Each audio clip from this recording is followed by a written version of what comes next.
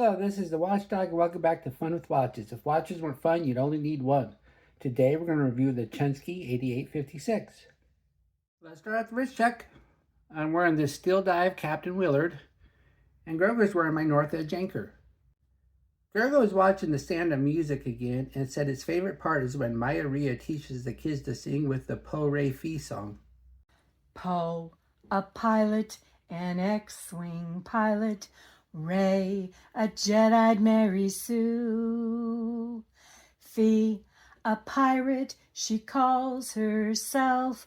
Saw, he'll be gunning after you. Bo has a helmet on her head. Mo is always after Bo. Sheev, is he really dead? And that brings us back to Po, Po, Po, Po. All right, let's take a look at the watch. By the way, that song was my wife, Mrs. Watchdog, singing. She was playing the part of Maya Ria, It's a Trap. And so let's all thank her for doing such a good job. And here we go.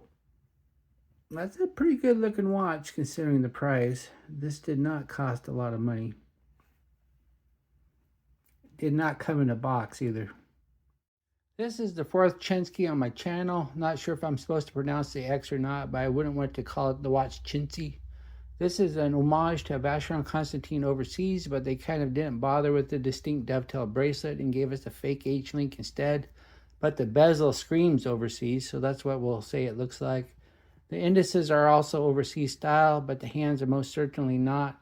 Plus, an actual overseas open heart has the heart at the 6 instead of the 9 like this watch. This watch comes in 3 different colorways. If you don't like the blue I chose, there's also white or black. The metal bracelet is the only option. The watch is 40.9 millimeters wide, 48.3 millimeters long, because there's really not a lug to lug. Now that's not including these end links, which are really part of the case. It's 13 millimeters thick, and it's 24.4 millimeters where the bracelet meets the case, and weighs 126 grams on the supplied hollow bracelet with 2 links removed. Then we have the bezel. This is definitely a bezel that looks like an overseas. It's got these notches in it, and I think they did a pretty good job with it. It does look like an overseas. This bezel and the dove link bracelet that this doesn't have is really 2 distinct characteristics of an overseas. Then we have the Chenxi name up top, and then it says automatic on the bottom. And then the dial does have a nice blue sunburst effect. It's a really good deep blue. I like the dial. I think they did a good job with the dial. Then we have the minute markers and sub-minute markers. And then we have the indices. And we have trapezoids at the majors and batons at the minors. And that's very similar to an overseas also. And then we have the hands, and the hands don't look at all like an overseas. We have an arrow minute hand and this doffing hour hand and a spear tip second hand, and they are loomed very poorly. You'll see later. And then, of course, we have the open heart at the 9, and a real overseas has the open heart at the 6. Then we have an unsigned push-pull crown, and the movement does not hack, and there is no date in the movement, and there is no ghost date. Then we have the crystal. The crystal is a flat mineral glass. You don't get sapphire in this price range usually. And then we have a plated alloy case, but as you can see, it's a matte finish and not shiny. And I think they did a pretty good job with this matte finish, because it makes it not look like chrome plated. And as I said before, the end links here are part of the case though. These little notches here are fake. Then we have the case back. The case back is the display case back. It says water resistant. That means you only get your basic 30.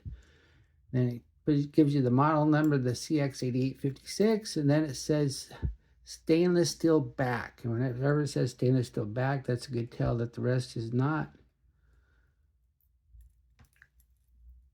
Then underneath the case back, we have a movement of unknown origin.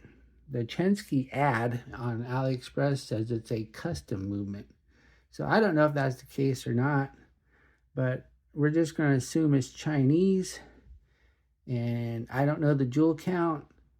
And let me see, looks like the rotor is bidirectional. It doesn't spin freely in one direction. And once again, it does not hack. So let's go ahead and put it on the time grapher and see how it's doing. Here it is on the time grapher. As you can see, it's running pretty good, +3, +2. So yeah, that's not bad at all for a watch in this price range. As you can see though, there's quite a bit of beat error, 0.6 milliseconds. That's why you see 2 lines on the screen. And this is a non-hacking movement, so it really doesn't matter if it's fast or slow. You still have to move the hands when you go to set it.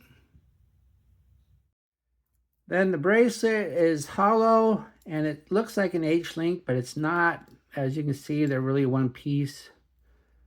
They do not articulate like a real H-link. And these end links, once again, are part of the case. And we have push pins, not screw pins. I'm fine with push pins. And then we have a butterfly clasp, but we don't have any half links. So you may or may not get the perfect fit. Of course, these links aren't that big. So the odds of you getting the perfect fit are pretty good.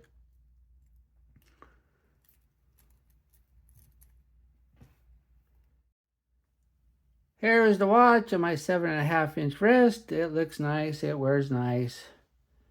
I removed 2 links to fit on my wrist, so 8 inches is the best you're going to do without more links. And when it comes to watches in this price range, I don't know if you can ask for extra links or not. Of course, what you can always do is just order 2 watches and rob the links off of one of them. Then, of course, then you have to find a strap to fit the other one. And here's a strap designed for a Nautilus, and I think you could pull it off. It looks like the end links are a little bit bigger than this gap, but you could probably take a file and file it down and make it fit. Here we are in the loom room. Just wearing the watch gave me no indication that the loom would be any good, and this test will confirm that. As we speed up the time, everything fades just about immediately. The minute hand and the second hand are the last to go. This is indeed very poor loom. What I like about this watch? Well, it's really nice looking dial and bezel. And I think they did a good job with this open heart too. And it's nice to have an overseas homage for a change out of all these PRX homages. And the movement is running very accurate. What are my gripes and groans? It has horrible loom. The end links are part of the case. And this is a fake H-link bracelet, and it's too short. It will not fit a wrist bigger than 8. Do I recommend this watch? Yes, it is not the best watch in the world, but it does look nice, and I did enjoy wearing it, and it doesn't cost a lot of money. And once again, it is fairly accurate for a watch in this price range. Well, thank you for watching my review of the Chenxi 8856, and I will be back with an unboxing. I got something in the mail today, and so we should have an unboxing coming up. Be sure and like and subscribe to my channel. And if you like this watch, be sure to use my affiliate link, and I'll get a tiny commission. Bye.